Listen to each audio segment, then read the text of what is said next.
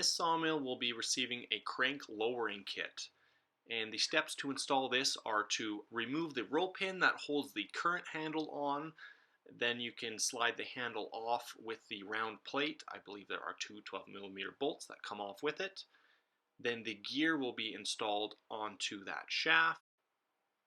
The lower bracket assembly can be placed over the upright and then slid up into place so that the chain can be slid over the top gear.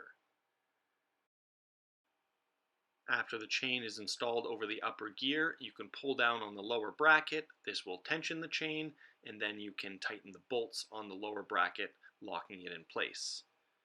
The round plate will then be installed on the lower bracket with the two bolts, and the handle will then be installed on there with the provided roll pin or the provided bolt.